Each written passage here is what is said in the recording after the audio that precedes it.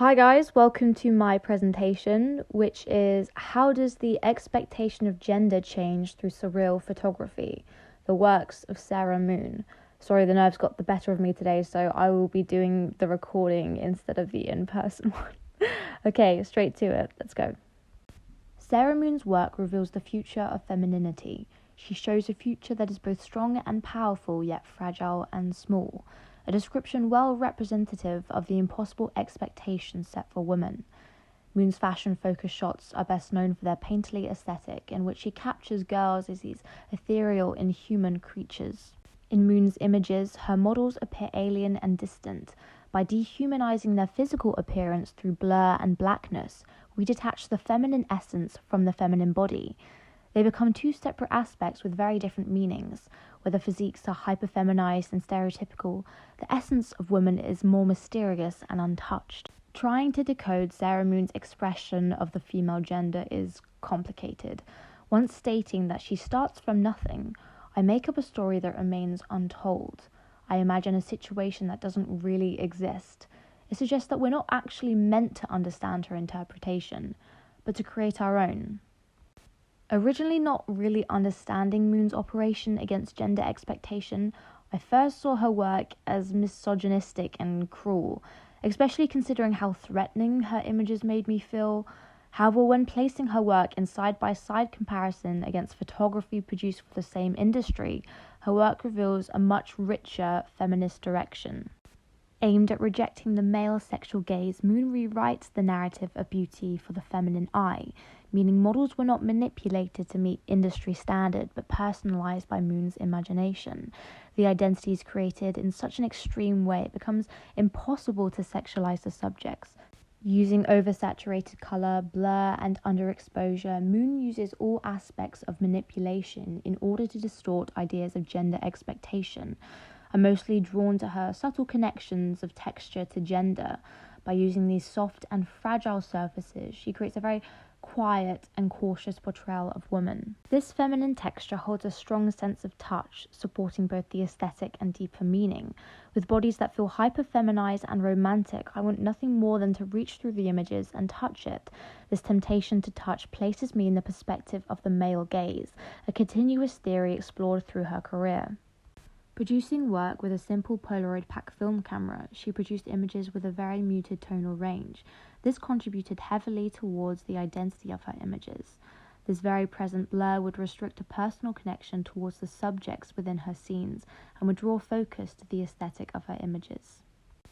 This restraint meant the visual connection is significantly stronger than the emotional. Visually, these girls come across as soft and sensual beings. However, emotionally, they remain distant. Sarah Moon always loved creating distance to segregate her work from the stereotypes surrounding her profession, subjects, and industry.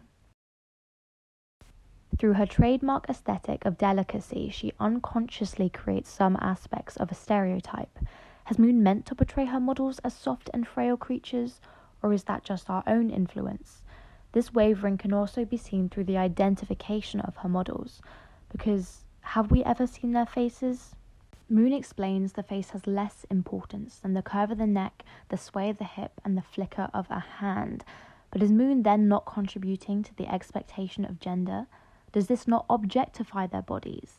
It's this uncertainty that contradicts her powerful expression of femininity.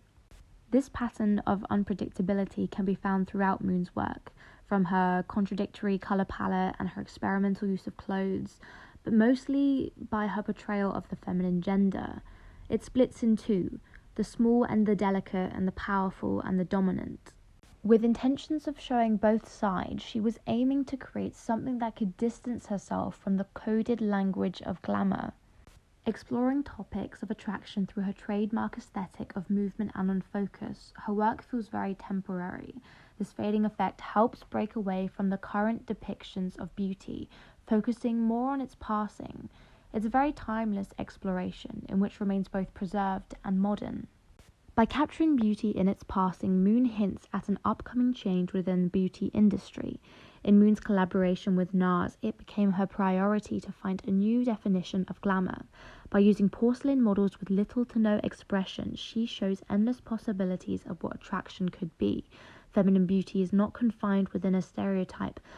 Working with NARS was a very interesting collaboration choice, considering they own the title of Vain Associations of Cosmetics. Refocusing branding with the influence of Moon's unconventional beauty, they agreed on enhancing the truth rather than using makeup as a mask. I think this was executed very successfully by choosing to redirect mainstream glamour by introducing emotion.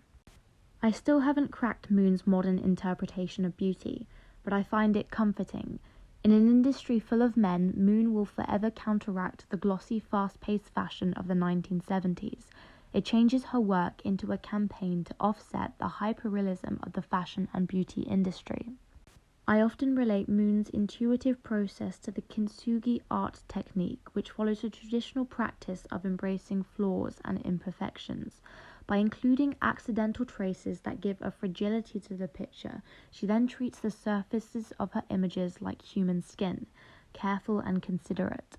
Sarah Moon's work influences so many, convincing us all that femininity is free from time and context. By showing the feminine beauty in such a fluid and non-judgmental way, she encourages me to push past any restrictions given for my gender or self-expression, that we should confront the ordinary and question the expectations set for us. Hi all, thank you for watching. If you have any questions, I'll be more than happy to attempt at answering them, and I hope you enjoyed my presentation.